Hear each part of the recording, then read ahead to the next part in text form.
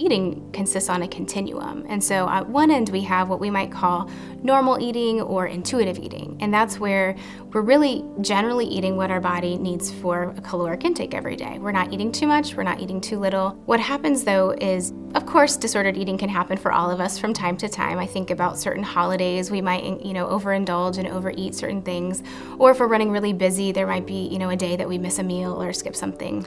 If we notice that this is happening pretty frequently, so things like they're not eating enough, maybe they're eating too much, or maybe we notice that they eat and then they're doing something to try to get rid of what they ate. So whether that's exercise or vomiting or something like that. So if those behaviors are happening pretty frequently, and then we're also starting to see that there's negative impairments in their life. So maybe with their social life or with their mental life, their psychological health. When we start to see it impacting those areas or their physical health, that's when we're going to really start to think about an actual eating disorder that we might diagnose and then take some serious steps to start getting some treatment. So there's several less obvious signs of an eating disorder, and I think about them in different areas of one's life.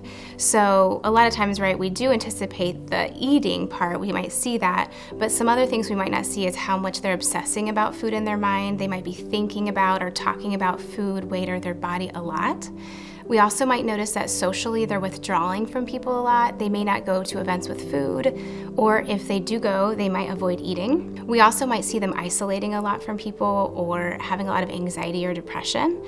Sometimes that anxiety or depression is a symptom of not eating enough. So we actually might see that increase as they're getting deeper into the disorder or having, more intense behaviors. We also might see some physical symptoms. GI distress, so you might notice they might talk a lot about having stomach aches, maybe problems with constipation or irritable bowels. We also might see if they're under eating or malnourished, they might have really dry skin, maybe cracked fingernails, really dry lips. And we also see that if they're purging, so via vomiting, they might develop some calluses on their knuckles. So a lot of these non-overt symptoms really happen in some other areas of their life, and the overt ones often are more around the food.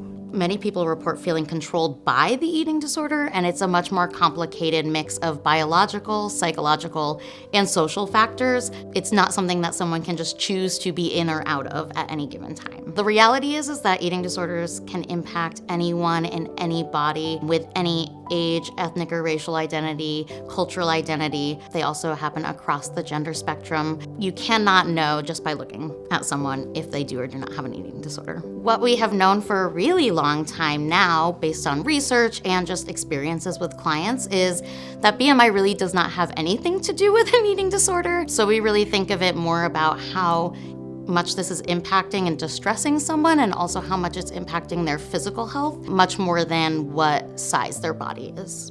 Some of the most common or most impactful pieces of culture and societal factors that impact eating disorders are really coming from what we call diet culture. So the idea that certain body types are more respected, are healthier, more attractive, and the belief that we should be able to control our food intake and exercise, and that there are moral values attached to how we integrate food and exercise into our lives. I think also social media and the beauty industry can also perpetuate, again, this idealized version of what bodies should or could look like that isn't realistic. Our culture, unfortunately, really affirms and praises certain disordered eating behaviors. And so oftentimes we might be affirming somebody for weight loss when we actually don't know what they're engaging in to do that, and it could be really deadly to what they're doing. So that can also be really confusing to the person, where